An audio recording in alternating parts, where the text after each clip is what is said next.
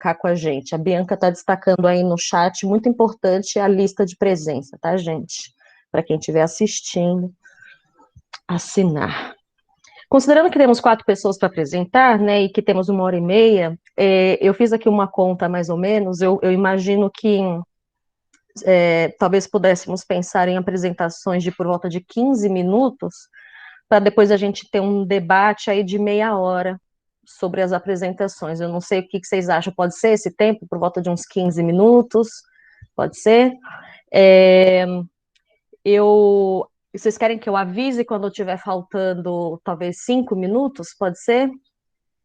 Eu aviso, então, eu abro o microfone e falo 5 minutos, ou eu faço algum sinal. Eu sempre fico um pouco constrangido, porque eu não gosto de atrapalhar, né? Corta um pouco o fio da meada, né? Quando a pessoa entra e fala assim, 5 minutos, a gente esquece o que estava acontecendo, né, normalmente.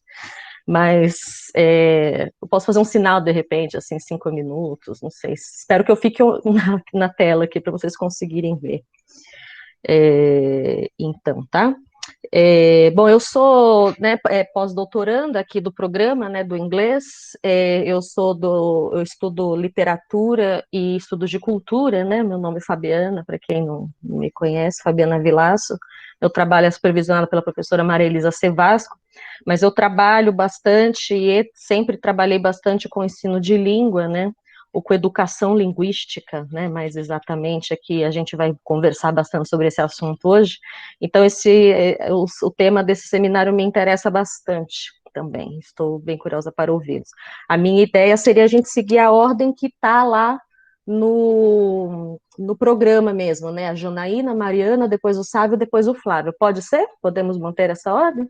Então tá certo, então sem mais delongas, para a gente poder aproveitar essa manhã para ouvirmos e discutirmos aí os trabalhos de vocês, a gente começa então com a Janaína. Eu vou controlar aqui seu tempo, tá, Janaína? E aí vou te avisando como combinamos quando faltar 5 minutos. Obrigada a todos e a todas e um bom evento a todos. A palavra é sua, Janaína. Bom dia, pessoal, todo mundo me ouvindo? Já consegui compartilhar a tela? Estão vendo? Sim, já apareceu. Ok, perfeito. Vamos lá, então. Bom dia a todos, obrigado pela presença, todos, todas e todes, né?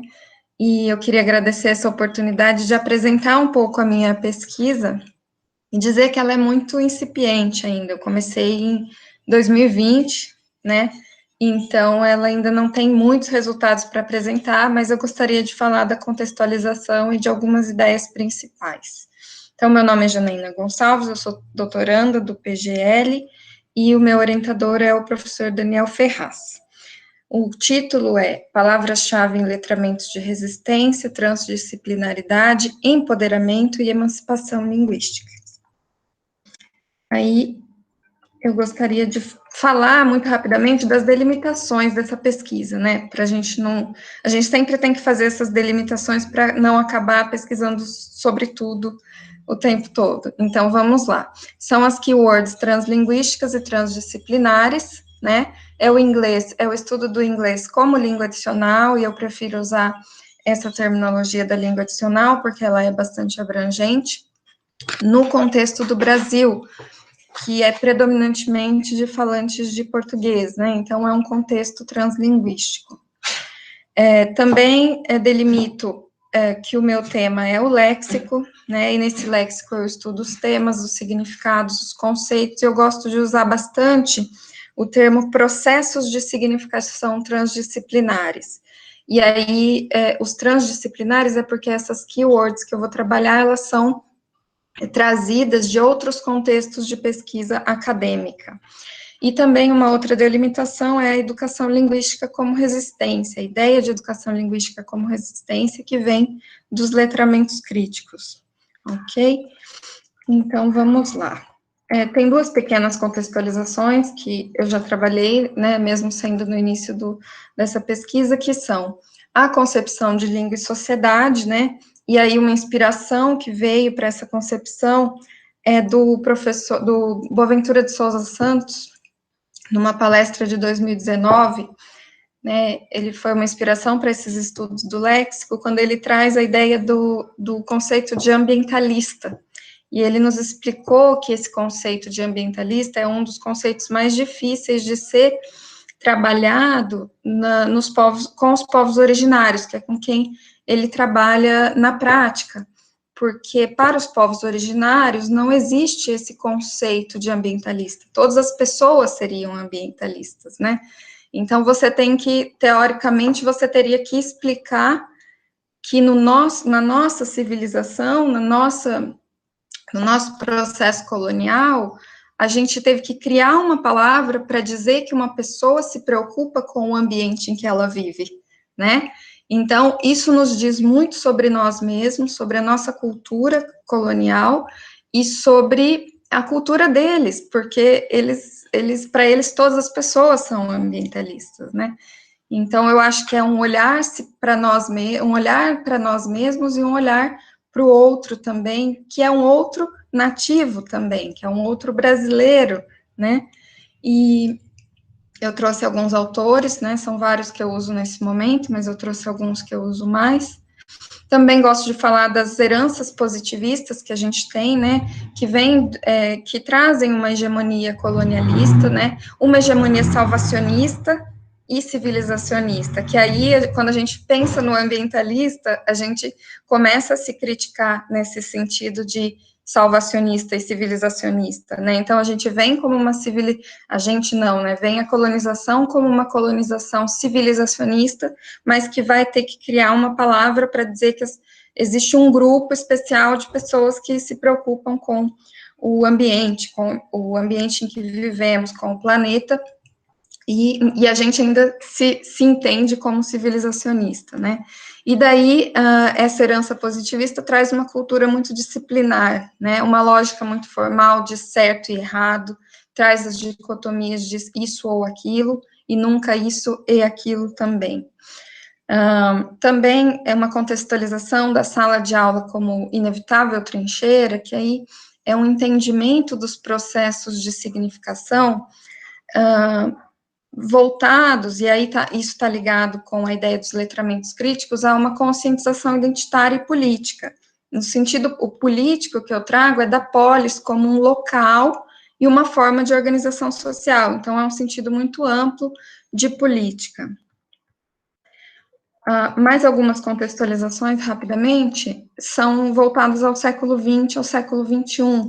É claro que esses séculos trazem muitas outras contextualizações anteriores, mas eu gosto de trabalhar sobre o que esses dois séculos trazem para nós epistemologicamente, que são, por um lado, barbáries, violências humanas, violências ambientais, o controle ideológico, o controle econômico, o controle do corpo, né, que eu acho que vocês já estão bastante familiarizados com esses temas, mas eles também trazem discursos e resistências de progressos, e aqui progressos é no sentido de legados críticos, né, no sentido de tudo aquilo que vai na contracorrente da hegemonia civilizacionista.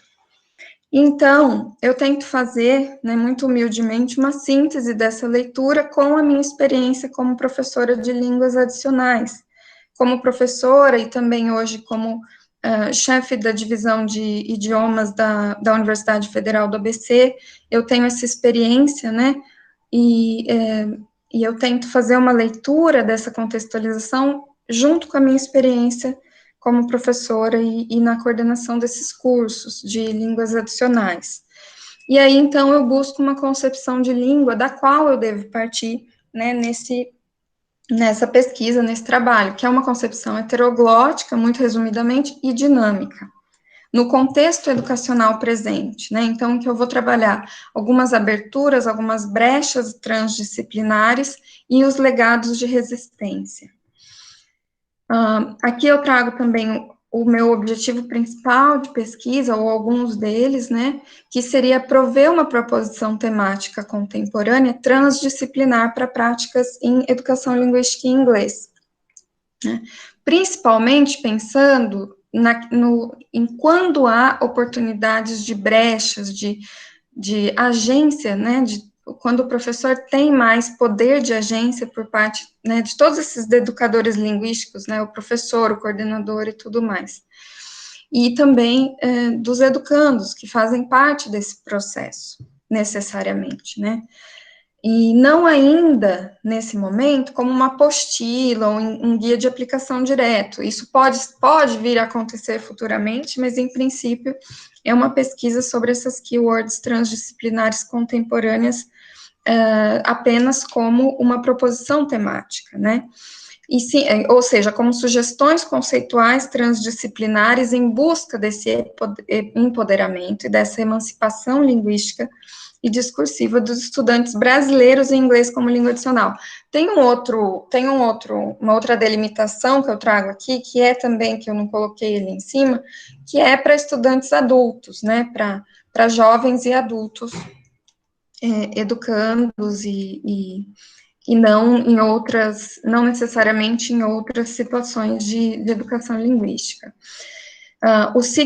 Então, o que eu trago aqui já de iniciado nesse processo, né, depois da contextualização, são 3 ideias principais, que é o signo ideológico, as keywords e as palavras grávidas de mundo.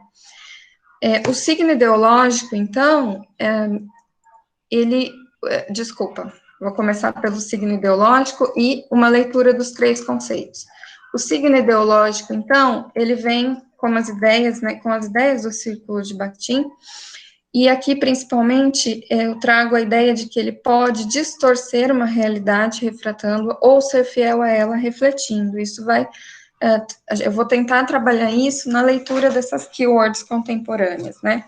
E aí, o que eles defendem, eles advogam que o domínio da ideologia coincide com o domínio dos signos, né? E tudo que é ideológico tem, então, o valor semiótico. Essa perspectiva do círculo traz à tona, então, o poder da ideologia sobre as palavras, atuando como signos simbólicos, e aqui eu vou trazer a Lakoff, que traz, né, a formação da identidade feminina, nesse sentido do poder dos signos simbólicos sobre a identidade feminina, mas ele também traz, segundo o Vidal Bambrilla, atribui a ele também um poder à palavra, ao discurso, ao refratar a própria ideologia em que se constitui. E aí isso diferencia, sim, né, a concepção de ideologia do círculo das concepções que eles consideram mais deterministas, porque você não fica só na formação, né, da atuação do signo simbólico sobre as identidades, mas também como a possibilidade de atuação desses signos. Então, muito rapidamente, as keywords, eu trago a leitura da Hoborow, né, que faz em si uma leitura do Williams, e ela traz os critérios principais usados, né, para a definição dessas keywords, e aqui eu gosto de explicar que é num contexto de pesquisa, né, e menos num contexto aplicado e mais um contexto de pesquisa. Então, esses critérios seriam o uso dessas keywords no discurso do dia a dia, a pertença delas a um grupo de palavras interrelacionadas, que normalmente ocorrem juntas, e os múltiplos significados, frequentemente condensados em um sentido atualmente dominante. Isso é muito interessante na leitura dessas keywords. E o seu status como palavras indicativas, né, ou como clusters indicativos, que às vezes essas palavras vêm em grupos de palavras, designando conceitos sociais, práticas e normas e ordens. E aí, então, também um outro critério é a natureza contestada dos seus significados, cujo conteúdo completo requer mais do que uma análise puramente linguística, ela vai requerer uma análise sociolinguística, uma análise ideológica. E aí também o conceito das palavras grávidas de mundo, eu gosto de fazer essa leitura entre essas duas observações das keywords. E o conceito das palavras grávidas de mundo é trazido pelo Freire para um contexto educacional aplicado, né? E elas partem, então, das motivações do educando, da educanda, elas necessariamente estão carregadas de elementos de realidade em que vivem e observam, e elas têm o dom de gerar mundos, que aí dialoga com aquela segunda parte da leitura do signo ideológico, de atuação desse signo, né, sobre as realidades. Na metodologia, Janete, 5 minutos? não sei se você viu que eu tinha. Isso. Ok, obrigada. Questionário, então, do questionário eu trago apenas uma das perguntas, né, que é, se você respondeu, né, que eu faço esse questionário para vários pesquisadores de várias áreas, então, se você respondeu que teve ou tem contato com inglês em sua linha de pesquisa, você poderia indicar 3 conceitos contemporâneos em inglês que considerem essenciais para um pesquisador cujo interesse seja iniciar, né, nessa área de pesquisa? E aí eu já recebi algumas respostas que eu queria trazer aqui, para vocês verem que são respostas de várias áreas, né? A primeira, vocês vão perceber que é da área de ciência da computação.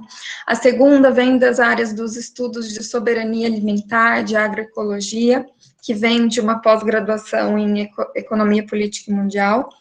A terceira vem da física, a terceira e a quarta, quinta e sexta. A quarta vem da engenharia de materiais, muito interessante, sobre os polímeros.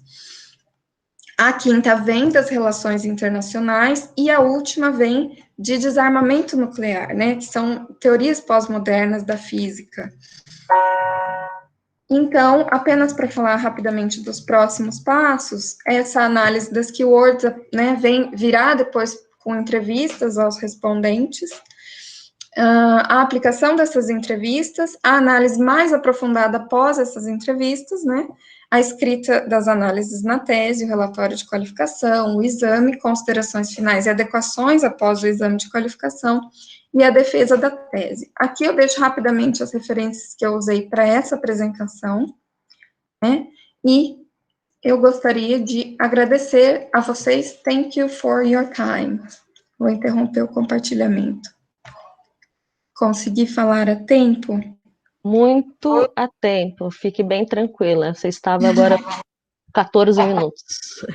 Obrigada. Obrigada a você, Janine, muito interessante. Eu só esqueci de combinar com vocês oralmente, né, a questão de como vocês mandam perguntas, né, e eu escrevi aí no chat que quem quiser mandar perguntas pode ir mandando durante as apresentações, né? E aí eu vou anotando, mais ou menos aqui, organizando, para que na última meia hora que nós vamos usar para o debate, como nós combinamos, eu faço as perguntas aos apresentadores, às apresentadoras. Tudo bem?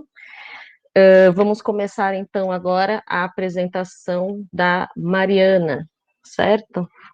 A palavra é sua, Mariana, obrigada. Bom dia, tudo bem? Posso compartilhar já, então? Pode sim. Só te pedir, se por acaso eu passar aproximadamente 5 minutos pelo microfone, porque eu acho que eu não consigo ver a partir do momento que eu compartilhar na tela. Tudo bem, aí na hora que eu precisar avisar você dos 5 minutos, então abre o microfone e fala, tá? Tá bom. Bom, vocês estão vendo na tela? Ô Mari, só algumas pessoas estão comentando aqui no chat que está dando um pouquinho de eco, né, o seu microfone. Bem... Tá, eu vou... Gente, eu não sei o que fazer. Eu posso colocar aqui de local. Vocês estão um minutinho? Eu não sei bem, não sei se tira o microfone, o professor Daniel Ferraz sugeriu. Melhorou? Fala mais um pouquinho? Melhorou? Acho que melhorou para mim. Vocês acham que melhorou, gente?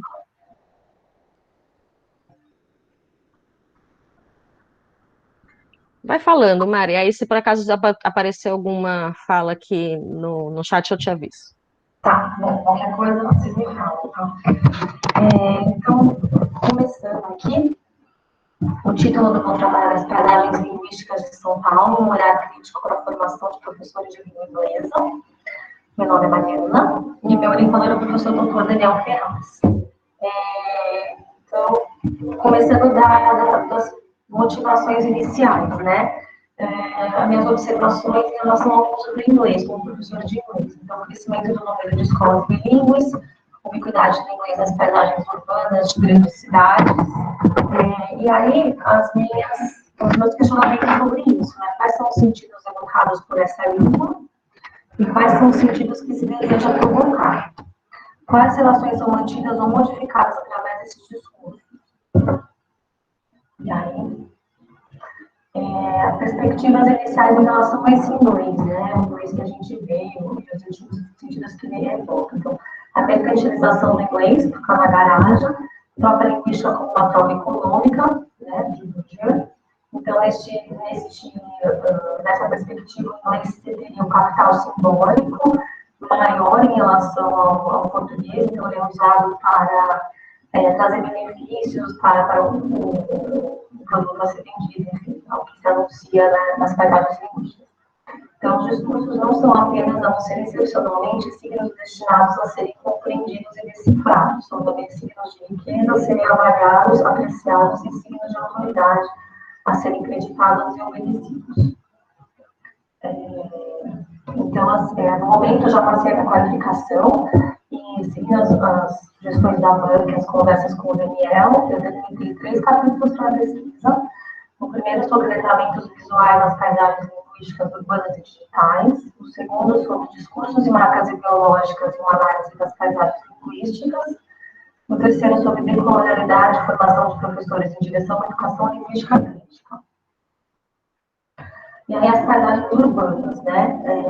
Então são 4 fotos que eu fiz. Essa primeira que vocês podem ver são 2 estabelecimentos no bairro de Perdizes, uma farmácia de manipulação. Ô Mari, desculpa te interromper, você está com você está com o celular ligado e mais o computador? Como assim, Daniel? Está dando muita microfonia, muito eco, está muito difícil de te entender. Eu vou mudar de local, gente. Vocês me dão esse minuto só para eu...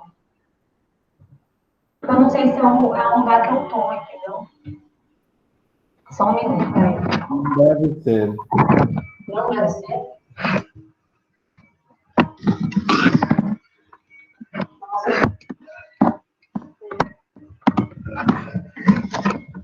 Então, é internet, gente.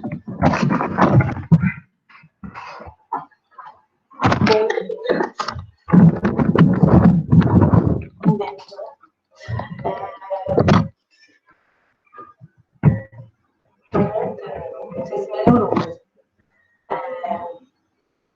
Continuou? Ainda está dando um tanto de microfonia, Mara. Algumas pessoas chegaram a sugerir de repente você tentar sair e entrar de novo. Antes de fazer isso, eu queria perguntar para o povo será que resolve isso mesmo? Eu não sei, porque a gente está achando também que pode ser alguma coisa na configuração do seu computador, né? Só que aí eu não sei como resolver. Se alguém tiver alguma sugestão. Só uma observação, é que na primeira sessão eu tive esse problema para entrar, eu não escutava nada. E não era nada na minha configuração, só de sair e entrar de novo, várias pessoas tiveram esse problema e resolveu. De repente valia a tentativa. Tá. Acho que é isso, mas se você quiser tentar sair e voltar, e aí a gente te aguarda aqui, a gente revê depois a questão do tempo, tá? Não, gente, peço desculpas, assim, mas É isso. eu vou sair e voltar.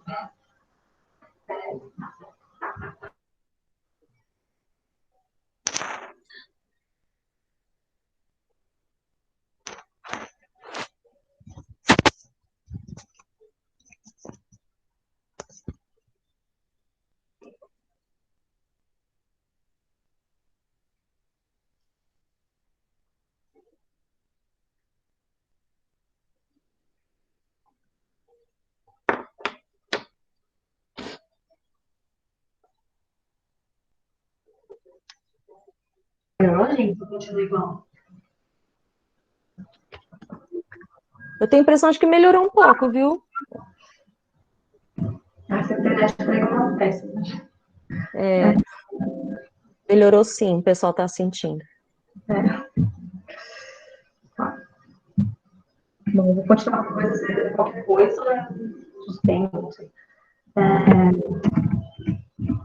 Você quer tentar de novo colocar o fone para ver se agora melhora? Não sei se é não sei.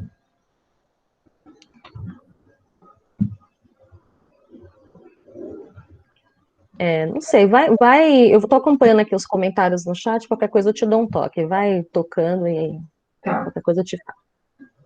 Tá, então, enfim, dois estabelecimentos, um falando em português, o outro usando já uma forma híbrida, né, a delivery, que é uma coisa brasileirada, né, que não é assim que se falaria em contextos de língua inglesa, acho que eu acredito que não seria esse atendendo delivery, né, não delivery, para esse sentido, né, que é uma manicure.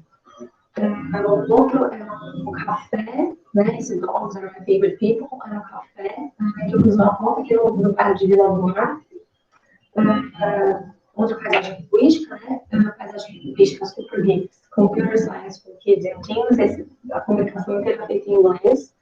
Então, pensando em o que eles querem agregar a imagem deles e que tipo de público eles querem que cada possível no inglês, né? O outro são dois, outro uso híbrido, né, de português e inglês, também uso, acredito, um pouco, pode soar um pouco estranho esse boys, no sentido, né, um salão de colega para alguns trabalhos, enfim, mas usando o inglês aí, né. Tá. Estratégias linguísticas, perspectiva mais abrangente da sociolinguística, que vai acompanhar as mudanças sociohistóricas, se torna menos linguística e mais efetivamente semiótica. Essa abordagem vira a linguagem ao redor de forma não arbitrária ou aleatória, há o objetivo de se entender os sistemas, mensagens que ele transmite ou poderia transmitir sobre as sociedades, povos, economia, política, classe, identidades, multilinguismo, multimodalidades, formas de representação e fenômenos adicionais. E aí não separar a sociedade da sala de aula, devem ser vistas juntas, então a sociedade influencia o uso da língua. E aí a language in the classroom can be seen apart from people and society, da pessoa, citação. Em vez das paisagens linguísticas, aqui a gente tem, novamente, o dos híbridos, né? Não é feita, essa foto não foi feita em São Paulo. Exemplo de localização e influência de outras culturas em práticas locais. Uso do inglês como capital linguístico. Novamente, o uso de inglês são produtos e produtores de ideologias, a partir do momento que eu uso, eu formo, e eu sou composto sujeito e formo ideologias usando esse inglês. Aqui são pedaços linguísticas digitais, né? Então, duas coisas que eu colhi na internet, uma propaganda de uma escola de inglês, né? Então, esse frasco de perfume com pronunciation também, né? A palavra pronunciation acho que é bem significativa. Então, acho que traz essa ideia de trazer benefícios, embelezar a pessoa, enfim, com essa propaganda. Aí, o Brazilian Gamer Expressions são já usos abrasileirados, né? Eu build, é uma brincadeira com isso, né? Ele builda, nós buildamos. E aí já seria o que o Raja, acho que Katuro chamou de World Englishes. Então, o inglês já sendo apropriado, né, de culturas. Referências visuais das paisagens linguísticas, urbanas e digitais. Atividade humana característica da apresentação, imagética, moral, escrita. Então, a importância dos letramentos visuais, né? A gente pode perceber um movimento circular que estamos de protagonismo das imagens de nossas sociedades, pinturas rupestres nas cavernas, para a era do homem tipográfico, para o encontro a ubiquidade das imagens proporcionadas pelas novas tecnologias digitais. Trabalha a identidade da leitura de mundo e trabalha as paisagens linguísticas como uma das perspectivas para esse trabalho. Paisagens linguísticas e letramento visual. Sala de aula de inglês como um local que promove curiosidade constante sobre os conhecimentos produzidos dentro e fora de sala de aula. Então, desenvolver criticidade e agência dos alunos, agência em relação aos usos contemporâneos do inglês, né? E criticidade em relação a isso. Características da linguagem e perspectiva semiótica, então, os signos, sejam eles imagens, palavras ou outros, não produzem sentidos neutros, ou seja, os signos são ideológicos. Para que os signos se constituam, é necessário que os indivíduos que o partilham estejam socialmente organizados. Signos emergem a partir de um processo de interação entre uma consciência individual e outra. Seguindo. Discursos e marcas ideológicas para uma análise das paisagens linguísticas. Então, assim como a linguagem escrita ou falada, a visual também produz mensagens abertas à interpretação. Nesse caso, o sentido será um produto da interação entre quem os lê e quem os produz. Então, a ideia de ler se lendo. aqui o conteúdo ideológico se dá através de interações sociais, né? E também os sujeitos irão produzir e reproduzir ou interpretar signos de acordo com a sua subjetividade, né? Essa, dialogando com essa fala do Menezes de Souza. Então, de acordo com o Silva, Foucault concebe a linguagem como elemento de constituição da realidade e sua cumplicidade com relações de poder. Isso eu estou usando para analisar os dados que eu vou colher, né? A ideologia. Aqui já um dado analisado, é uma propaganda de uma escola de inglês, uma paisagem linguística digital, e uma escola que tem nome inglês nativo. Citação de pano de fundo. Todas as manifestações da criação ideológica, todos os signos não verbais, podem-se no discurso e não podem ser nem totalmente isolados, nem totalmente separados dele. Há duas leituras possíveis dessa imagem, eu vou fazer duas delas. Então, uma seria uma forma crítica de ver, se relacionar com esse signo, que seria uma pessoa que procura uma escola de inglês e ela quer aceder a esse lugar tido como superior simbolicamente, né, esse inglês nativo, esse inglês britânico. E a outra seria uma leitura crítica, que é uma marca muito forte de colonialidade, né, de você querer estampar esse outro eurocêntrico na sua identidade. Então, de acordo com Menezes de Souza, ler e interpretar criticamente envolve perceber como, enquanto leitores, a nossa percepção de significados e de seu contexto está inseparável do nosso próprio contexto e significados que dele adquirimos. Então, a nossa subjetividade é a interpretação, né? Isso pode vir a levar a várias leituras. Outro uso que eu analiso é o MEC, né? Mari, só para te avisar, 5 minutos, tá? Outro uso que eu analiso é o MEC, então aqui a gente pode perceber um exemplo de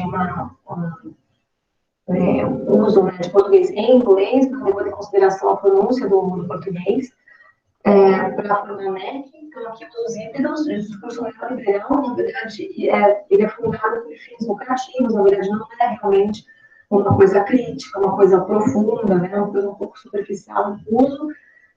E é uma marca da pós-modernidade, de utilização reflete uma sensibilidade pós-moderna de cortes e misturas, transgressão e subversão.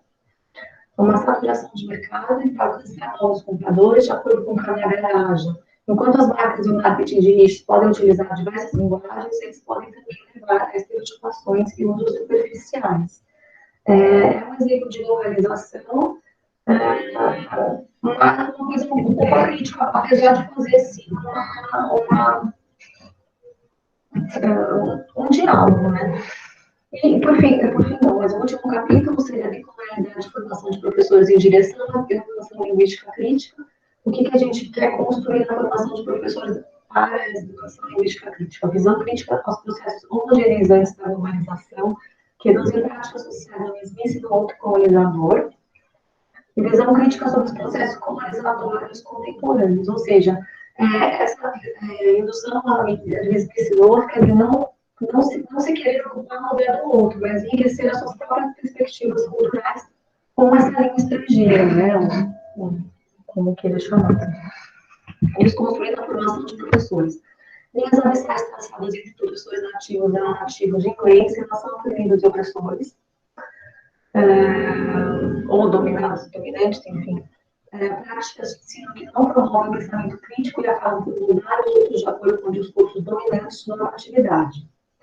Por exemplo, o CELTA, que é o Certificate of Teaching English to Speakers of Other Languages, que é uma coisa bem engessada, né? Que one size fits all, eles fazem um tipo de curso, um tipo de prática para ser adotado em diversos lugares do mundo, uma coisa mundial, é uma coisa que não considera as culturas locais, nem as línguas locais, nem como as culturas contrastam, dialogam, e sempre levando essa visão eurocêntrica como universal, né? Uma coisa universal, uma prática universal. Em relação a dominantes e dominados, aqui eu trouxe um filme, né, sobre esse conflito, né, que é mais uma volta, em que a avó fala para a filha: tu se acha melhor que todo mundo, tu é superior a todo mundo. E a filha dela responde: eu não me acho melhor mundo, eu só não me acho pior, entendeu? Isso é diferente. Então, essa discussão que eu queria trazer para o ensino da língua estrangeira, né? Então, por um lado, há diversos centros de discussão sobre como resistir a uma sociedade estruturalmente racista, classista e misógina, por outra onda conservadora que visa manter o status quo desses grupos. E aí, o que nós gostaríamos de ver? É o que eu proponho, né, com educação, acréscimo de saberes ao se adquirir a linguagem de um outro, que não significa um ato de submissão, quando é um alargamento de conhecimentos, sem que se perca suas próprias perspectivas culturais e conceituais. Então, não é produzir através da educação do ensino de línguas, não ser produzido moldes acríticos. Então, o ensino crítico de línguas traz para as discussões na sala de aula questões associadas à raça, classe e gênero. Formações de professores devem problematizar how language perpetuates and equitable social relations. E há também uma falta de representatividade étnica e racial nos livros didáticos. Isso também já foi fruto de pesquisas de gera evasão, essa falta de representatividade, gera evasão escolar. E há uma problematização da construção identitária de padrões nativos em livros didáticos. Há uma falta de representação identitária, né? Porque o falante nativo que é representado é o Oscar, White American Protestant, que também é uma coisa estereotipada e usada como universal. E é isso, gente. Desculpa do áudio, mas... Enfim. Mariana, muito obrigada pela sua apresentação, foi muito interessante. Uma pena a questão do som, mas depois que você saiu, voltou, eu aumentei bastante aqui o volume e muitas outras pessoas comentaram aqui que deu para ouvir. Muito obrigada. Depois a gente tem algumas perguntinhas aqui para a gente discutir depois. Obrigada. Agora vamos então para a apresentação do trabalho do Sávio, ok? Obrigada, Sávio, a palavra é sua. Primeiramente, gente, bom dia. Eu quero muito agradecer a oportunidade por estar participando, por estar apresentando parte do meu projeto. Estou muito feliz por estar aqui com vocês hoje, né? Vi muitos diálogos aí do meu trabalho, principalmente com essa parte final do trabalho da Mari, né? Enfim, desconstruir professores. E aqui eu vou compartilhar minha tela com vocês. Me informem só, por favor, se vocês estão vendo ela. Conseguem ver? Agora sim, Sávio. Então, certo? Então, o título desse provisório ainda, né, desse trabalho é a Formação de Educadores Linguísticos, um olhar crítico para a formação docente inicial. E eu estou sendo orientado pelo professor doutor Daniel Ferraz. Quero falar um pouquinho aí, primeiro, sobre as motivações dessa pesquisa, né? Essa pesquisa, ela parte de um lugar, assim, muito subjetivo. Acho que, assim, nos meus primeiros anos, lá como professor de inglês, eu fui trabalhar numa realidade em Montes Claros, Minas Gerais, né, na periferia, e vi que aquela teoria não conseguia se encaixar muito bem com aquela realidade que eu estava lidando. Então, fiquei parte desse lugar. Também, esse trabalho também tenta investigar práticas multiletradas e educação linguísticas em contextos acadêmicos, e também contribuição para essa área profícua, né, que é a linguística aplicada crítica e a educação linguística. Bom, e aí eu trago uma citação aqui da professora Valquíria Montemor. A proposta desse trabalho é, então, contribuir para uma formação de professores mais congruentes com o que é pré-estabelecido pela sociedade digital, esse novo ethos social, né, que está posto para a gente, e que se coloca aí para a escola. Tá? Aqui vou falar um pouquinho sobre os capítulos teóricos, né. No capítulo 1, a gente faz uma contextualização, enfim, trazendo a questão à luz da pedagogia freiriana, trazendo enfim, alguns saberes necessários e a metodologia da pesquisa. No capítulo 2, a gente está tratando aí sobre educação linguística. No capítulo 3 e 4 é exatamente onde eu estou aí na pesquisa, né? A gente está em inserção de alguns dados neles. Então, no capítulo 3, eu estou falando de a formação do professor de línguas, à luz da pedagogia freiriana. E o capítulo 4, eu vou falar sobre uma formação de professores multiletrada em congruência com a educação linguística.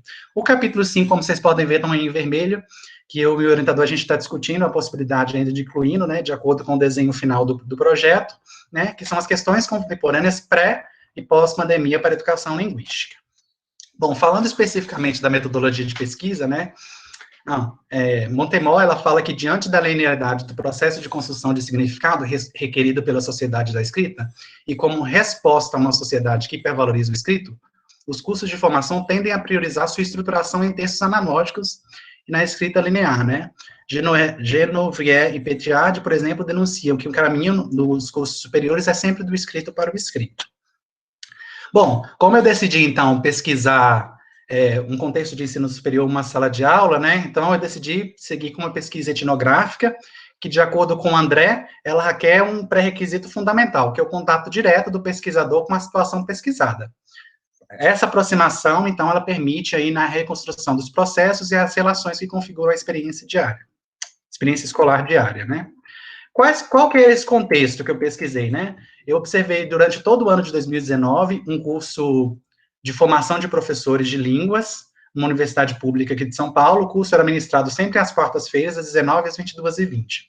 O curso era composto majoritariamente por pessoas do sexo feminino e cerca de 3 pessoas do sexo masculino. Quais são algumas perguntas que eu busquei responder nesse trabalho, que estou buscando responder nesse trabalho, na verdade, né? Como se dá a formação dos futuros professores de língua inglesa em tempos contemporâneos, se existe ou não um trabalho multimodal nas aulas de formação do docente na universidade pública em questão, qual a importância das teorias dos últimos letramentos nos cursos de formação de um professor, e qual o impacto da educação linguística como proposta alternativa ao batido jargão ensino e aprendizagem. Dessas 4, a gente já conseguiu responder a segunda, né, se existe um trabalho multimodal. Eu vou mostrar um pouquinho disso um pouquinho mais para frente. Bom, e aí a gente seguiu com a triangulação etnográfica, né, que pressupõe questionários escritos com alunos e professora formadora, rodas de conversa, observação de aulas, análise documental mais especificamente das ementas do curso, e aqui tem o tom da subjetividade, tem a toada da subjetividade do pesquisador também. Bom, como que foi dividido esse trabalho, né? Foi dividido aí em 4 fases. As 2 primeiras são as construções dos capítulos teóricos. Na fase 3, eu fiz a observação participante das aulas da docente no ensino superior. E na 4ª fase, que é onde eu estou agora, a gente está fazendo a análise desse dado e voltando e costurando alguns dados nas fases anteriores, né? E aí também tem essa proposta do capítulo 5, como eu já mencionei anteriormente. Bom, sobre educação linguística, enfim, pelo recorte aqui, né, desse tempo de 15 minutos, eu vou conseguir apontar só alguns tópicos que aparecem aí no meu texto. Bom, aqui eu trago, por exemplo, educação e escolarização, nas palavras de Jordão, ensino e aprendizagem, com base nos trabalhos de Ferraz, e educação linguística, né? E aqui eu acho que cabe o pensamento de Ferraz, acho que cai bem para esse capítulo, que é o seguinte: ensinar e educar por meio das línguas são conceitualizações distintas. Ensinar a língua inglesa, por exemplo, significa, mesmo em tempos contemporâneos, passar o conhecimento linguístico por meio de metodologias e métodos, os quais, materializados no livro didático, buscam principalmente a excelência linguística por meio do desenvolvimento de habilidades, ou o que a BNCC chamou de competência. Então, aqui, sobre materiais didáticos, eu tenho um dado para trazer aqui para a gente, né? Então, a professora fala assim: you have to design a course. Você sabe que vocês não vão pegar o livro didático para implementar no estágio, né? Vocês estão sabendo? Estão sabendo? Não é para pegar o American Headway, tá? E acabou. You'll be designing the course and you'll be implementing the course. You also have to formulate the goals and objectives. And this has to be in line with the context, with the content. Once you define the context, you define and formulate your goals, your main goals and your main objective. You're going to have contents that are in dialogue with the objectives, and it's time for you to develop the materials, ok? Então, o que a gente consegue notar, através da fala da professora formadora, é um vislumbramento aí de uma formação de professores que intenta romper com a hegemonia do material didático em cursos de línguas, né? A professora, então, estimula aí o aluno a ler esse contexto que ele está inserido, né, que ambos estão inseridos, e, a partir disso, montar o seu material desenhado de acordo com aquela realidade sociocultural. Bom, a meu ver, assim, essa proposta ela é bastante aderente ao que rege a educação linguística, haja vista que ela dá boas-vindas ao reconhecimento do contexto social, né, retomando um pouquinho aí da pedagogia freiriana. Bom, e aqui outro tópico interessante que aparece bastante nas aulas é a construção da identidade, tanto do docente quanto do próprio falante como língua estrangeira, né?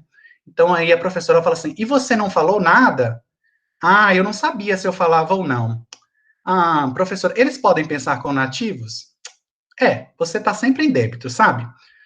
Aí o aluno fala: você pode mudar a língua que você é dona. Exato. Né? E os alunos começam a concordar, e a professora também. Então, o que a gente consegue ver nessa fala é a construção de uma identidade linguística e docente desatrelada de perspectivas decoloniais, né? Quando o aluno fala assim: você está sempre em débito. Né? Então, a gente já consegue ver uma reflexão do próprio aluno sobre o seu papel como falante de língua estrangeira e o seu papel como docente, futuro docente, no caso, né? Acredito ser importante, né, instigar esse entendimento da língua e linguagem do professor em formação, para que ele traga, né, para suas futuras práticas docentes, esse novo entender decolonial e pós-metodológico para suas aulas. Bom, aí aqui um outro tópico que aparece também em educação linguística é o rompimento com a agenda neoliberal na formação de professores. Então a professora fala assim, yes, also in regards to transmission, once upon a time there was this teacher who transmitted knowledge, right? This is best. For a more social-cultural perspective, teachers are seen as negotiators, mediators, which is quite different. This is precious idea. I don't believe that knowledge is for transmission. Knowledge is socially constructed. Então, essa perspectiva, né, aqui através da fala da professora, o que a gente consegue notar? Que ela contempla que os estudos, os conteúdos, eles não podem ser passados hermeticamente para o aluno, e ela questiona a visão positivista da educação. Então, aí a relação aluno-professor ela é repensada, a fim de potencializar a produção de conhecimentos e de quebra e estimular os laços afetivos, né? Bom, esse é o capítulo 2. No capítulo 3, eu falo um pouquinho sobre formação de professores, né? Identidade docente, ela vem sendo estudada aí desde os anos 70, segundo Martins, e ganhando força aí nos anos 80 e 90. E aí aqui, né, não poderia deixar de trazer o nosso mestre Freire, trago algumas reflexões rápidas aí sobre rigorosidade métrica, criticidade e curiosidade, bom senso, e a convicção de que mudar é preciso. Depois o trabalho já volta para a formação do professor de línguas, né, que conforme denuncia Jucá, a falta de interesse pela docência em línguas reverbera também no ensino de língua inglesa, que é supostamente necessária para a ascensão social. Todo o protagonismo que o inglês impõe para o cidadão globalizado e a forma com que a língua é ofertada na rede pública acaba criando um gap entre o que é almejado e o que é de fato alcançado. Né? Montemor também lista algumas das principais razões pelas quais esse inglês que é tão idealizado está distante dos nossos estudantes. Né? Entre outros, ela cita a insegurança, o distanciamento dos currículos nos cursos de formação da realidade, a falta de construção dialógica de um repertório teórico e prático dos professores. E aqui, sobre repertório teórico e prático, eu trouxe uma figura que a gente apresentou um congresso em Vitória no ano passado, né, eu levei essa figura, né, Vitória é uma ilha, né, e aí está separada aí por essa ponte, e a professora Duboc fala muito dessa questão, né, nos cursos superiores, as transformações das disciplinas em grandes ilhas. Bom, no capítulo 4, para a formação de professores de línguas multiletrado em congruência com a educação linguística, as análises ainda estão em construção, né, como eu falei lá no início da minha apresentação. Bom, o que a gente tem, né, hoje, o que tá posto para a gente? Uma realidade, um método social extremamente desigual, né, que inclusive fica mais aparente ainda em contextos de pandemia, né, então eu trouxe essa figura meio que para ilustrar isso de alguma forma, e falar que, de fato, assim, a educação linguística e os letramentos, eles respondem a isso de alguma forma. Bom, e aí nesse capítulo a gente trabalha um pouquinho com a ruptura da agenda neoliberal, né? Batista, por exemplo, ela fala que existe uma agenda neoliberal que demanda de professores de inglês acríticos e que se empenha em propagar o discurso que a aprendizagem de língua inglesa deve acontecer para que os estudantes tenham um diferencial em seu portfólio, melhor empregabilidade nas empresas, e para serem, de alguma forma, incluídos no mundo globalizado, né? E como que isso aparece, né, no curso de formação de professor? A professora, ela chama atenção para esse fato, né? Então, ela fala assim, quem sabe, Clio, já ouviram falar? Já ouviram falar? Clio? Ai, o que significa mesmo, Renato? Nome fictício, né? Content and Language Integrated Learning, né? Não é isso? Que é assim, sabe a escola internacional? Tem lá, por exemplo, tem aula de história, aula de inglês, certo? Aula de biologia em inglês. Então, o aluno aprende um conteúdo de geography, for instance, through English. Then English becomes meaningful, relevant. Aluno, de certa forma, cria a base de aprender pelo poder, tipo assim. Então, é por isso que tem esses programas de imersão, esses programas para imigrantes, tá? Tem isso explicado aí. É bacana, mas tem sempre um mas. Sempre tem um mas, né, Renato? Mas é o quê? Dá a impressão que o inglês is just a tool. Exactly, perfect. It is just a tool. It is just an instrument for learning something that is more important. O inglês como um acessório. Né? Então, o que a gente consegue ver através dessa fala da professora é uma migração, né, de um inglês como de língua como sistema, né, para o inglês como prática discursiva e prática social também. Bom, outro ponto que Fábio, desculpa, eu esqueci de avisar nos 5 minutos, faltam 3 minutos, tá? tá bom, já estou terminando já. É a multiculturalidade na formação do professor, né, especialmente aí do material didático, e a professora denuncia isso, né, enfim, eu lembro bem dessa aula, ela está mostrando um livro para os alunos sobre a Branca de Neve negra, enfim, um livro, inclusive, que ela comprou para a filha dela, achei bem fofo isso. Ela fala assim, ó, this is a kind of non-mainstream that you might come out in English classes, okay? Have a look at it, okay, guys? So be creative. And sometimes it's hard for us to find materials and resources because we're all involved in very mainstream cultures. Sometimes it's hard for us, but try to find some, né? Então, o professor, ao fazer isso, né, ela promove um vozeamento do professor, né, o agenciamento do professor para que ele busque materiais aí, de acordo com, que ele leia o mundo antes de fazer a leitura da palavra, né, nas palavras de Freire. Bom, e a digitalidade na formação docente é aquela questão que eu já falei, que eu já consegui responder, né, se existe um trabalho multimodal nas aulas de formação docente. Então, a professora fala assim, what's the Russian audiolingual method? Acho que foi suave aquele audiolingual, né, Carlos? Eu acho que repetiu 85 vezes.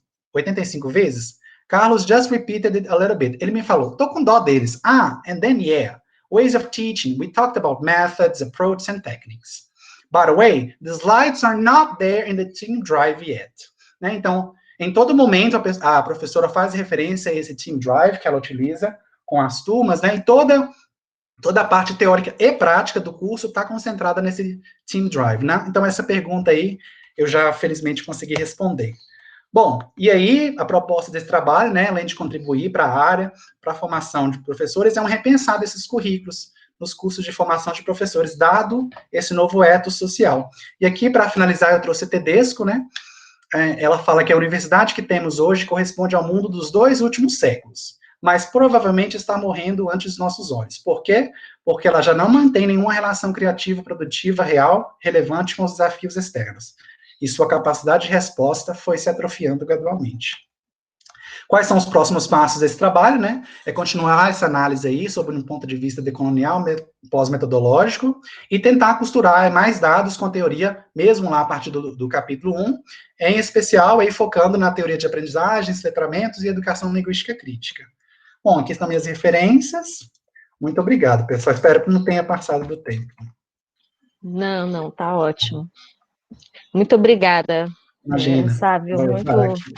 Não, tá ótimo. Muito obrigada. E agora a gente vai para o último trabalho que nós vamos ver hoje, nesse seminário. Lembrando aí que estamos abertos ainda, recebendo perguntas aí no chat, tá, pessoal? Eu sei que estão chegando aí, mas parabéns a todos que apresentaram até agora, e a gente vai para a fala do Flávio. Flávio, você está aí? Sim, estou aqui. Tá bom, fica à vontade, a palavra é sua, obrigada. Tá, ok, obrigado. Só compartilhar aqui. Vocês estão vendo minha tela? Sim, já apareceu. Tá, ok. Bom dia a todos. Meu nome é Flávio Augusto dos Santos Pinto. Eu sou orientando da professora doutora Marília Mendes Ferreira. E eu estou aqui para apresentar, na verdade, o meu projeto de pesquisa, né? Eu até estava inseguro de participar do evento, por não ter dados ainda, mas aí na sessão de avaliação da CAPES, do programa, né? Os professores me encorajaram até a apresentar o projeto, falaram, não, pode ser legal, né? Ouvir sugestões e tudo. Então, estou aqui para apresentar essa ideia inicial. O título, né, provisório do meu projeto é Processos Colaborativos de Ensino-Aprendizagem de Inglês como Língua Adicional mediados via smartphone. E como justificativa, né, para essa pesquisa, eu trago aqui os debates, né, do amplo uso de tecnologias móveis na sociedade hoje em dia. Eu desenvolvi esse projeto até antes, né, da pandemia, então, assim, já era perceptível essa questão da tecnologia influenciando diversas áreas, né, da nossa vida, em especial a educação. Agora, com a pandemia, então, nós vemos mais ainda, né, esse impacto, toda essa necessidade de estudos, de implementação, né, dessas tecnologias móveis na educação. E também, quando eu comecei, né, a fazer uma revisão bibliográfica desse tema, eu percebi que os estudos eles são muito recentes nessa área. Até porque a própria área, né, é uma área recente e que tem um desenvolvimento muito rápido. Então, esses estudos eles ainda não dão base, eles não conseguem ainda dar base para a construção de uma teoria, né, consistente sobre a aprendizagem móvel, né, ou mobile learning. Nós temos, né, teorias que falam sobre ensino-aprendizagem dentro da sala de aula, né, em um ambiente formal. Nós temos teorias também que falam sobre aprendizagem em ambientes informais, e a gente pode pensar em Paulo Freire, por exemplo. Mas nós não temos nenhuma teoria ainda que dá ênfase, né, para essa mobilidade, tanto do estudante quanto do processo de ensino-aprendizagem em si. E quanto a isso, né, Celso Murch, em 2014, ela fala: nós estamos apenas começando a entender como amplo acesso e uso da internet e mídias sociais podem avançar a pedagogia linguística e acelerar o ensino-aprendizagem de línguas. Então, diante disso, né, a gente vê essa necessidade de mais estudos nessa área. Tem estudos, né, já desenvolvidos que mostram o potencial desses dispositivos para esses processos de ensino-aprendizagem, só que eles ainda são desenvolvidos em contextos um pouco restritos. Então, nós temos alguns polos, né, no mundo que desenvolvem bastante pesquisas nessa área. Então, nós temos, por exemplo, alguns países no Oriente, né, então Japão, Hong Kong, você vê bastante produção nessa área. Tem no Reino Unido a Open University, que é uma referência também, mas nós não temos esses estudos em outros contextos, né, um número de estudos suficientes. Então, a King Ma, por exemplo, ela vai apontar essa necessidade. Em um estudo dela de 2017, ela fala que a gente tem que levar esses estudos para outros contextos socioculturais, né, para ampliar o nosso entendimento desses processos. E em um outro estudo, né, Huang e Fu, eles falam também que os benefícios apontados até então são positivos, mas nós precisamos de estudos mais longos, né, longitudinais, para estudar mais, para entender melhor esses resultados. Então, com isso, o objetivo desse projeto, né, dessa pesquisa, é investigar as potencialidades do uso de smartphones como instrumentos mediadores de processos colaborativos de ensino-aprendizagem de inglês como língua adicional. As minhas perguntas de pesquisa são: como os aprendizes de língua inglesa estão fazendo uso de smartphones na busca de conteúdos educacionais que os auxiliem no desenvolvimento de suas habilidades linguísticas? Como se dá a criação de zonas de desenvolvimento proximal entre os participantes e entre eles e as tecnologias móveis potencialmente disponíveis online? Uma outra pergunta os ambientes virtuais acessados via smartphone auxiliam na promoção da autonomia sociocultural? E, por fim, a última, qual é a autoavaliação dos informantes em relação às interações desenvolvidas online? Então, como base teórica para analisar os dados, né, a serem gerados dessa pesquisa, eu trago aqui os conceitos de língua adicional, baseado em Schlatter e Garcês, em 2012, que eles vão falar justamente que eles falam especificamente do inglês, né, que usando esse termo de língua adicional, a gente está apagando essa relação de poder, né, explícita que o termo língua estrangeira traz.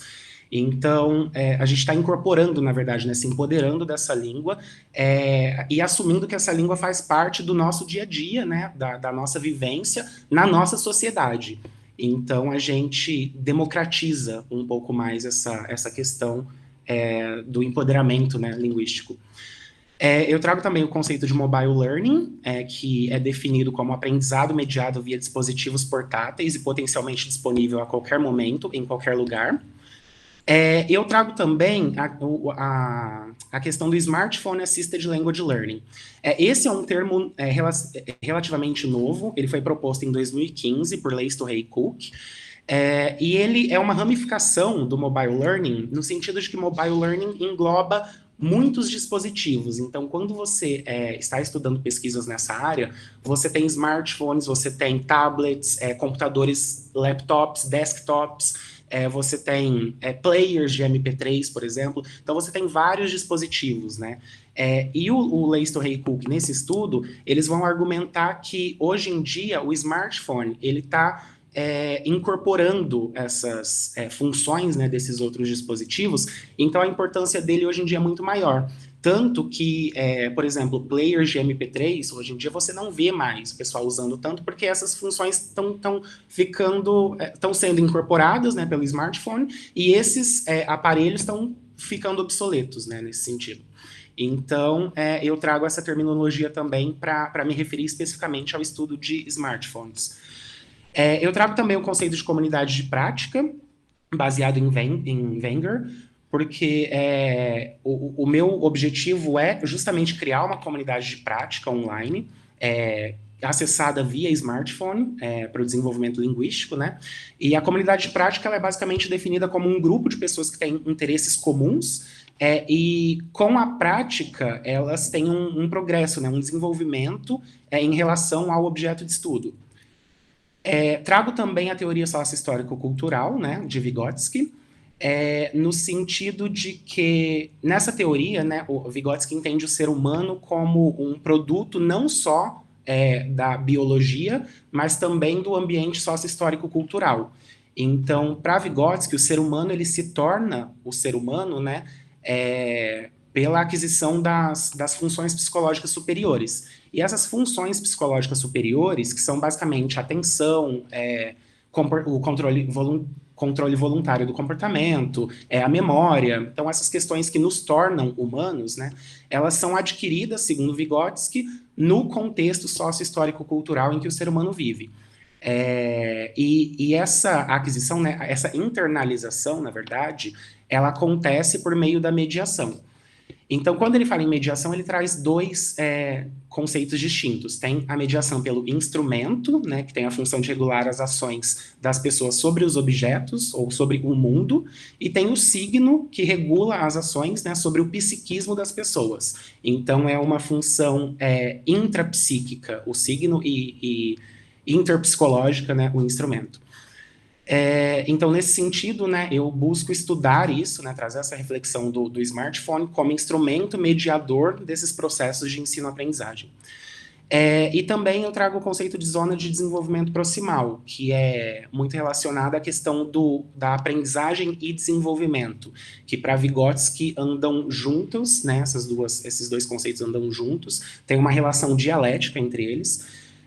E o Vygotsky ele vai falar que o desenvolvimento ele tem dois níveis distintos, né? O nível de desenvolvimento real, que é definido como aquilo que a pessoa consegue fazer sozinha já, então ela já tem aquela habilidade de performar alguma atividade sozinha, e o nível de desenvolvimento proximal ou potencial, que é o que a pessoa ainda não consegue fazer de forma autônoma, né, sozinha, individualmente, mas com a ajuda de adultos ou pares mais experientes, ela consegue desenvolver essas atividades. E ele fala que o nível de desenvolvimento proximal de hoje vai ser o nível de desenvolvimento real de amanhã, né, através da internalização dessas mediações a que estamos expostos. Essa é a definição, né, o que eu falei agora é a definição clássica de Vygotsky para a zona de desenvolvimento proximal. Mas mais para frente, o Engström, né, um neo-vygotskiano, ele redefine o conceito de ZPD como a distância entre as ações cotidianas dos indivíduos e as novas formas históricas de atividade social que podem ser coletivamente geradas como solução para uma ambivalência potencialmente inserida nas ações diárias. E eu trago essa definição porque eu acho que ela conversa bastante com o objetivo do projeto, né? Porque eu vejo esse uso, né, dos smartphones para consumo de conteúdo educacional, eu vejo isso como uma nova forma histórica de atividade social, né? E que procura, né, a solução para uma ambivalência potencialmente inserida nas ações diárias, que é a necessidade, né, de você aprender e se desenvolver em um mundo que exige uma mobilidade cada vez maior. Por fim, eu trago o conceito de... Só para te avisar, 5 minutos, tá? Ok, obrigado. Por fim, eu trago o conceito de autonomia sociocultural 1, que é baseado no trabalho da Rebecca Oxford, que é muito ligado, né, com a teoria do Vygotsky, e ela define a autonomia sociocultural 1 como a autorregulação, né, a capacidade de autorregulação do indivíduo que ele adquire em colaboração com outras pessoas, né, com pares mais experientes. E ela também enfatiza que essa colaboração, essa mediação por outros pares, ela acontece não somente através da interação com outras pessoas, mas também ela pode acontecer através de livros, através de tecnologias, né, da internet. Então, tem vários exemplos aí de mediações possíveis. Para a metodologia, né, eu proponho uma abordagem qualitativa, e eu me baseio nessa afirmação aqui de Chisotti, de 95, que ele fala que a abordagem qualitativa parte do fundamento de que há uma relação dinâmica entre o mundo real e o sujeito, uma interdependência viva entre o sujeito e o objeto, um vínculo indissociável entre o mundo objetivo e a subjetividade do sujeito. O conhecimento não se reduz a um rol de dados isolados, conectados por uma teoria explicativa. O sujeito observador é parte integrante do processo de conhecimento e interpreta os fenômenos, atribuindo-lhes um significado. O objeto não é um dado inerte e neutro, está possuído de significados e relações que sujeitos concretos criam em suas ações. Então, nesse sentido, para analisar essa construção, né, de sentidos, essa dinâmica nesses processos de ensino-aprendizagem, eu penso em utilizar questionários, né, narrativas, entrevistas e diário de pesquisa. E todos esses instrumentos, né, de geração de dados, no caso, eles não têm objetivos específicos, né, cada um deles, mas eles estão aí presentes no sentido de ser vários métodos, né, disponíveis para coletar, né, os dados, assim, os mais variados tipos de dados diferentes, para depois, né, posteriormente, ter um cruzamento desses dados e isso tudo, né, todos esses instrumentos auxiliarem no objetivo geral da pesquisa. Os dados, como eu disse, né, eles ainda não foram gerados, então eles provavelmente, né, vão ser gerados agora em 2021, vai ser o ano que na verdade eu vou me dedicar para isso, e é isso, aqui estão as minhas referências e obrigado. Ok, Flávio, muito obrigada pela sua apresentação, também muito interessante e elogiada aqui no chat também. Vou ligar aqui a minha câmera, talvez assim os apresentadores e apresentadoras, se puderem também ligar para a gente agora iniciar a nossa conversa, né, sobre os trabalhos. Então, primeiro, assim, todos foram elogiados, eu também achei muito interessante, a gente está aprendendo bastante com vocês hoje, muito obrigada por compartilharem a pesquisa de vocês. E eu vou começar aqui com algumas perguntas.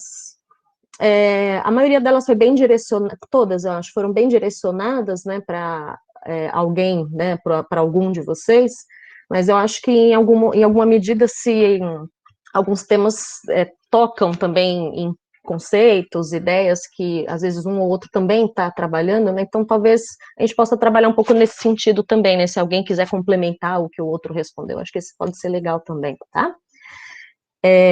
Então, a primeira pergunta, bom, e continua valendo aí, pessoal, quem tiver mais perguntas, se quiser continuar mandando no chat, eu acho que ainda podemos fazer, né, essa conversa. Vamos ver quanto tempo a gente tem, quanto a gente consegue abordar, tá? Então, a primeira pergunta foi enviada aqui pela professora Valquíria, para a Janaína. A professora Valquíria comenta que na linguística aplicada há um debate sobre os termos adicional e estrangeira, né, quando você se refere, né, ao ensino de língua adicional, de língua estrangeira, né, e a crítica. O termo língua adicional apaga os conflitos presentes na ideia do estrangeiro, né, como conceito de colonialidade, por exemplo, né. Você está considerando esse debate, Janaína? E eu adicionaria ainda mais, né, para, de repente, aproveitar e se você puder já comentar, que a BNCC, né, a política educacional mais recente, a política pública de educação mais recente aí, que está bastante em debate atualmente, tudo, usa ainda o termo língua franca, né, nem língua adicional e nem língua estrangeira, né, e que talvez, em algum sentido, pode ser talvez ainda mais problemático ou não sei. O Sávio também tocou um pouco nesse conceito quando ele falou, né, da língua adicional, né, e eu fiquei aqui pensando, você, Janaína, você tem alguma reflexão sobre isso, então, sobre essa questão do adicional, do estrangeira, e talvez sobre o franca também, e aí, se tiver, o que você está achando disso? Oi, pessoal.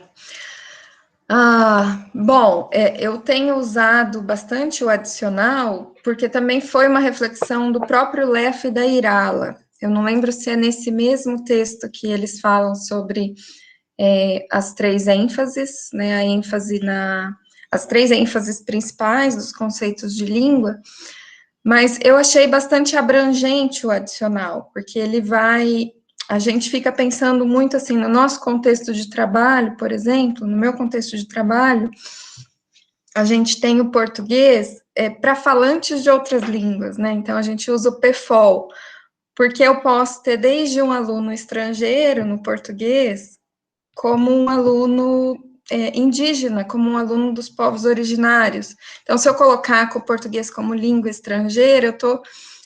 E pode ser que esse grupo também não se considere contemplado nessa utilização. Então, são bem complexas essas escolhas, né, de que terminologia usar. Eu sempre achei o adicional mais abrangente, que encobrisse tudo, mas essa leitura da professora Valquíria é importante também. Eu não vi aqui, porque eu tive que sair e voltar, eu perdi o chat, perdi as perguntas do chat. Mas é bem interessante, né? É algo sobre o que eu não tinha pensado, que quando a gente tira o estrangeiro, a gente pode tirar algumas questões importantes do discurso, né? Importantes dessa definição. É algo que eu posso passar a considerar também. Eu gosto muito da adicional por isso, porque eu acho ela muito abrangente. Ela acaba não excluindo alguns casos, mas, por outro lado, pode ter, sim, essa visão de que ela acaba excluindo todo um debate por trás também, né, todo um debate da colonialidade, que é algo que eu trago também na pesquisa. Então, é algo a se pensar, sim, claro. Obrigada pelas observações. Legal, Janaína. Tem mais outra pergunta para você, mas eu vou passar para uma pergunta para a Mariana, para pelo menos a gente fazer uma volta, tá? E depois, conforme for, se der tempo, a gente volta para mais uma pergunta para você. Para a Mariana, botei alguns comentários aqui no chat também, assim, o professor Daniel Ferraz destacando que continua usando línguas estrangeiras, né? Então, né? É verdade, um debate aí acontecendo mesmo, né? Aí, Mariana, a professora Valquíria também, né, comenta, né, que a sua temática é excelente, e ela pergunta se você pretende acentuar questões de letramentos críticos aliados aos visuais na sua pesquisa.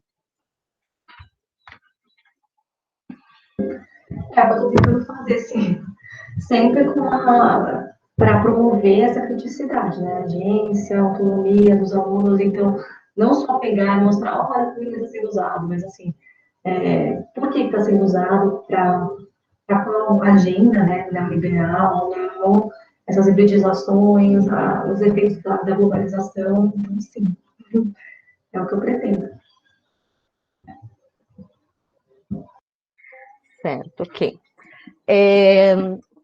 Para o Sávio, tem aqui alguns comentários, né, que não são exatamente pergunta, mas eu fiquei pensando que, de repente, você pode querer comentar o que foi falado aqui, né, a professora Valquíria, né, comenta que a apresentação foi boa e tal, e a Maria Cláudia comenta assim, né, achei muito interessante que você tenha conseguido colher esse tipo de fala da professora formadora, né, já que o frequente, ela bota entre aspas, é que a gente encontre visões mais positivistas ou conservadoras, né.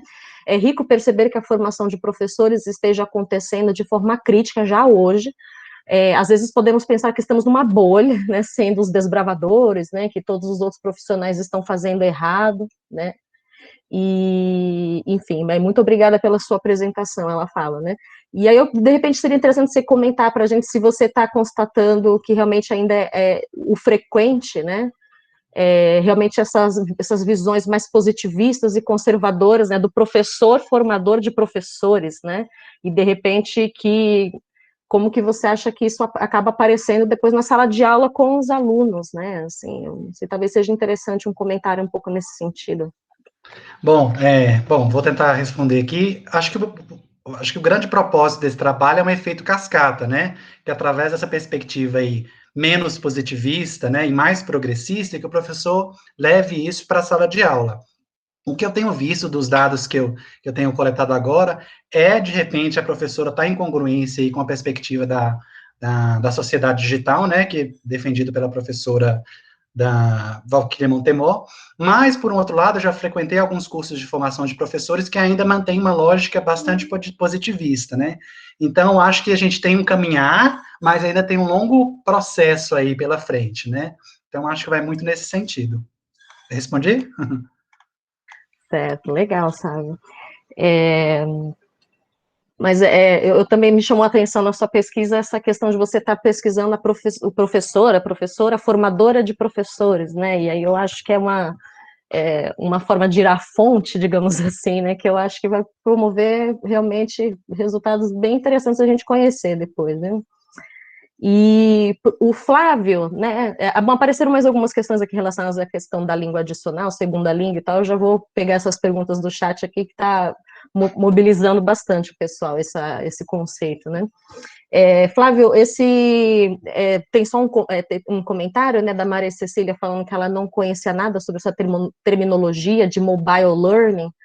E você fala também do outro conceito, né, que é o Smartphone Assisted Language Learning, né, eu também não estava familiar com esses conceitos e me chamou a atenção o comentário da Maria Cecília, porque casou com o que eu estava pensando também, acho que essa terminologia ainda não está, né, assim, difundida e estudada suficientemente, como você falou, né.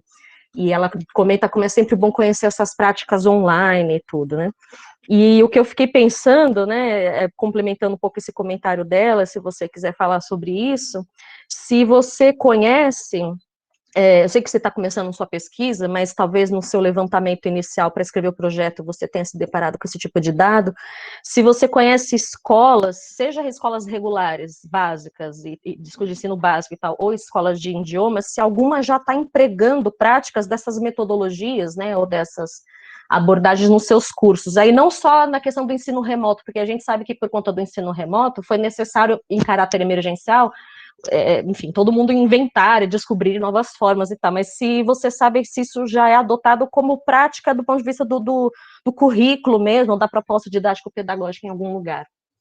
Sim, então, nesse levantamento de dados iniciais, eu realmente não tenho informação sobre isso. Até uma das questões que um dos autores levanta quando ele está fazendo essa revisão da literatura nessa área, é que justamente esses estudos eles são muito restritos, geralmente, ao ambiente universitário, porque geralmente os professores, né, pesquisadores de universidades que desenvolvem, né, a pesquisa, que mais desenvolvem pesquisas em todas as áreas, né, e nessa também. Então, geralmente, eles fazem, né, esse desenvolvimento e eles adotam os alunos, né, deles. Então, são basicamente alunos universitários. Então, você não tem isso em outros contextos, entende? Que foge dessa educação formal universitária. Então, eu realmente não tenho nenhuma informação de escolas de ensino básico, assim, que adotam essa prática. Obrigada, Flávia. Enfim, aí a Bianca, né, colocou aqui no chat a questão sobre as Libras, né? Porque quando pensamos em Libras, porque não seria uma língua estrangeira, mas talvez adicional, né? E aí a Janaína, né, comenta que, exato, Libras não é estrangeira, é nacional, mas quem aprende depois como língua de contato entra no outro termo, né? Aí o Daniel ainda comenta que Libras deve ser língua materna, segunda língua, ou, acho que ele quis dizer concomitante, né, que ele digitou aqui. Né, então, quando a gente pensa na questão das Libras, eu acho que essa discussão, né, da a língua adicional, língua, segunda língua, né, ou, enfim, complica mais, né? O que vocês acham?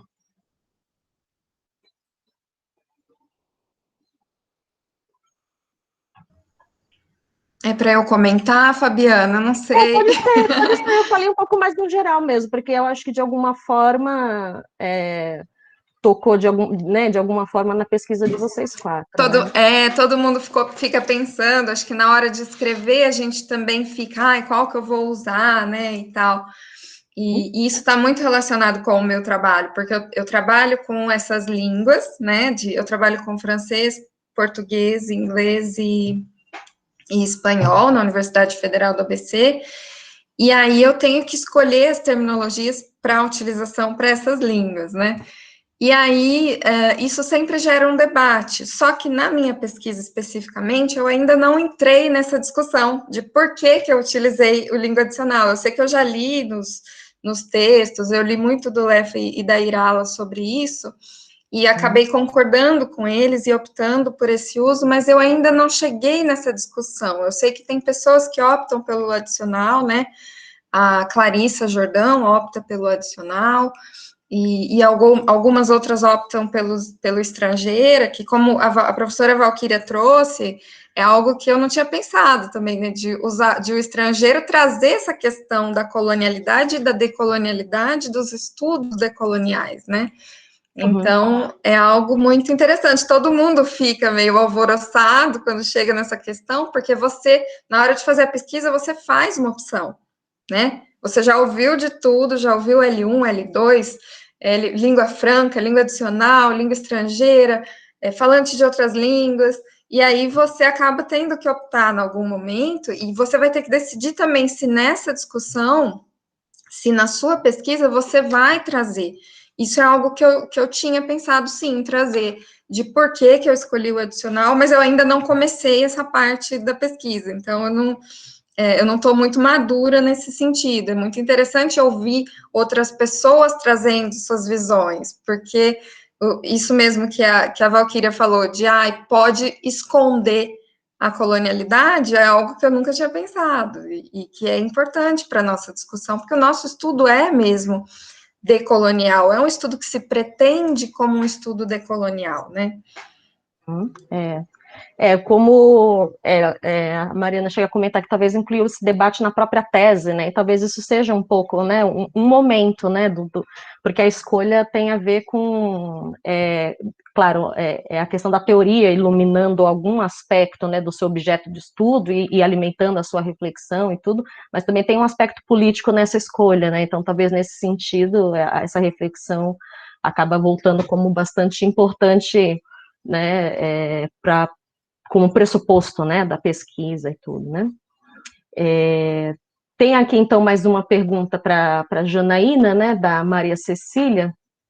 Ela comenta assim, Janaína: eu gostaria de saber se você pensa em abordar como o ensino de língua inglesa ainda é tão preso à estrutura, na qual o léxico, seu objeto de estudo, faz parte para, então, chegar na ruptura que você propõe a partir do léxico, né?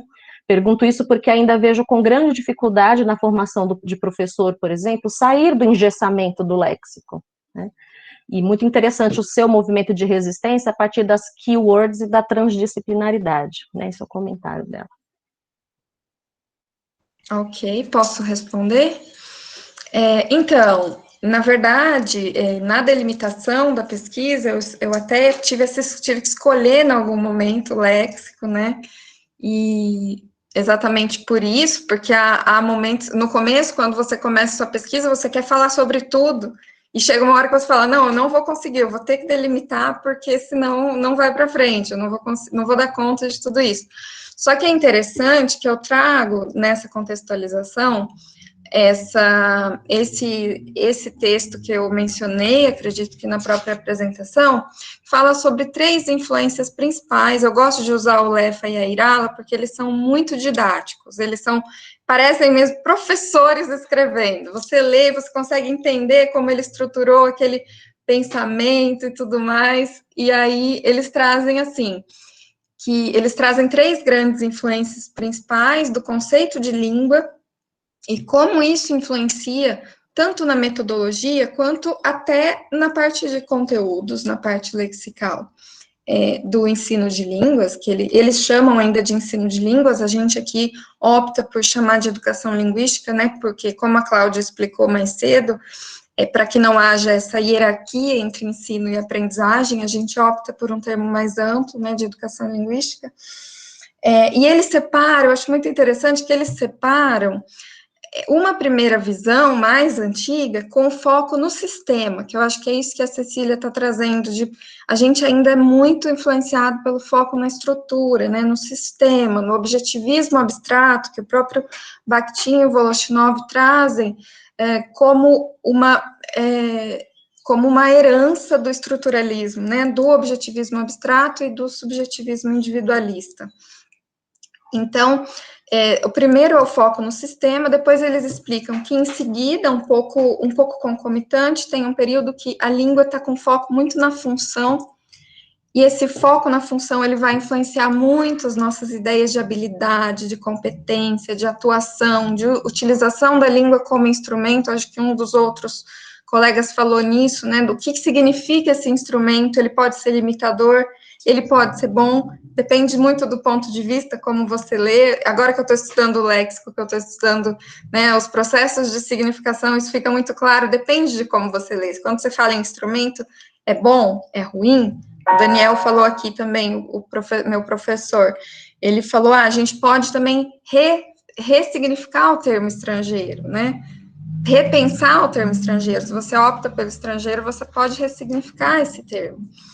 E a terceira parte, que é a terceira função, o foco na terceira função, é o foco na função da ideologia, que é muito isso que a gente faz no pós-estruturalismo. A gente trabalha com função, foco na função, mas que eu acho ainda que é muito influenciado pelo foco no sistema, que é isso que eu acho que a Cecília fala e que acaba incomodando um pouco a gente, porque a gente ainda tem muita influência, sim, estruturalista, para o bem e para o mal. Eu não vejo como uma coisa absolutamente negativa, eu vejo que às vezes é positivo, às vezes é negativo, depende da forma que isso é ressignificado, né?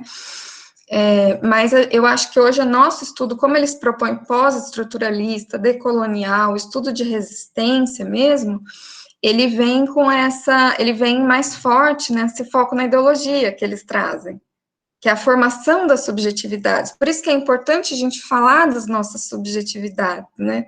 De como a gente vê, e até como aparece para cada um. O que é língua adicional para você? O que é língua estrangeira para você? Na sua experiência como professor, na sua experiência como educador, né? Enfim, não sei se eu respondi, mas eram essas minhas observações.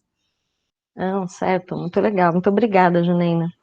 Bom, as perguntas que as pessoas registraram por aqui acabaram. Não sei se alguém tem mais alguma pergunta a fazer, a gente está quase no nosso tempo, mas daria tempo para uma perguntinha ou um comentário, não sei. Vi que o Thiago, a professora Elizabeth abriu a câmera, não sei se eles querem comentar alguma coisa. Não? Bom, se dá tempo, eu gostaria de falar uma coisinha só. Esse debate, né, língua estrangeira, língua adicional, acho extremamente importante. A gente foi colocado aqui, né, sobre Libras, mas pega Tupi, né, ou outras línguas indígenas. Para eles, português é a língua estrangeira. Então, para a gente falar que Tupi é língua estrangeira, depende do ponto de vista se segura ou não. Então, é uma terminologia que precisa ser discutida e refinada, realmente. Porque, por um lado, o estrangeiro coloca essa assimetria que faz pensar muito naquela ideia de nação, um país com uma língua só, né? Como foi concebido o Brasil. Agora, há tantos países no mundo com muitas línguas, sei lá, é só para dizer que eu acho que dá um debate muito interessante e necessário, né? Porque ele remete a questões políticas, e, lógico, traz no seu bojo decorrências políticas. Mas parabéns a todos, eu não consegui ficar 100% do tempo assistindo, mas assim, indo e voltando, embora eu estivesse aqui presente, digo, meu exinho, eu às vezes tive que ver outra coisa e voltar para a tela. Mas parabéns a todos, muito boas apresentações. Muito obrigada, professora Elizabeth. Bom, então, obrigada a todos e a todas que estiveram presentes. Foi uma manhã de muito aprendizado, muito interessante para todos. Eu teria várias perguntas ainda para fazer para vocês, assim, mas eu acho que outro momento a gente conversa, a gente vai se encontrando aí nos corredores da USP, mesmo nos corredores virtuais, né? E a gente vai se conversando. Então, muito obrigada, então, a todos e a todas que assistiram. Obrigada aos pesquisadores, às pesquisadoras que apresentaram. E acho que é isso, um bom dia para todos e uma boa continuação de Epogério para todos nós aí. Até a próxima. Tchau, gente.